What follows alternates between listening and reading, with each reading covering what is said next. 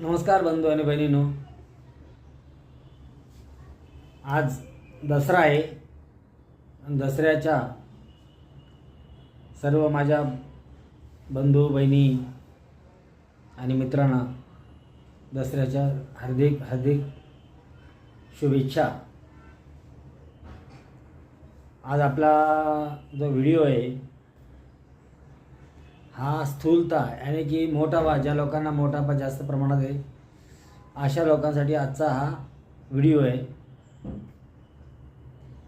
आणि बऱ्याच जणांनी मला कोलेस्ट्रॉल कसं कमी होईल त्याच्याबद्दल विचारलेलं आहे.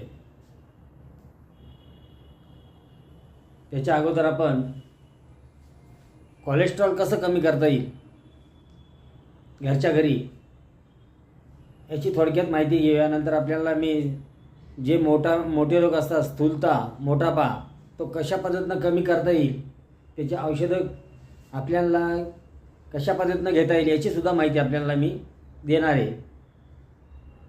तर चला मित्रांनो, कोलेस्ट्रॉल कसं कमी करता येईल.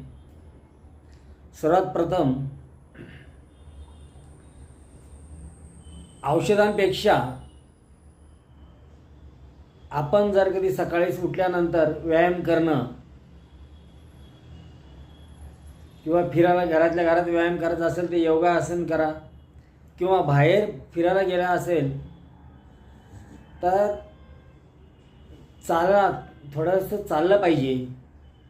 आणि चालताना स्ट्रेट आणि आपल्या स्पीडने चाललं पाहिजे, किंवा असा वेळ काढून किंवा कोणाशी गप्पा मारत असं नाही. चालताना स्पीडनं चालायचं आहे, एकाच लाईननं चालायचं आहे.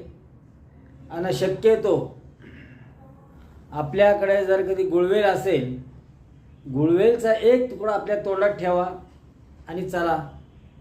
आपल्याला त्याचा किती बेनिफिट भेटतो. आणि दुसरं, खानपान आपलं जे आहे त्याच्यात थोडी चेंज करा.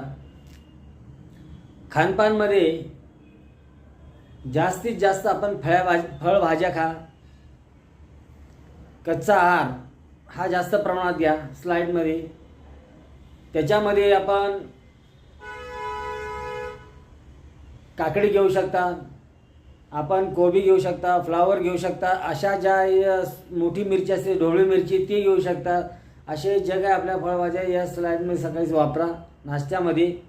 दुपारच्या टायमाला आपण जेवण जे करतो ते वेळ पूर्ण व्यवस्थित जेवण करा. आणि संध्याकाळी जे आपण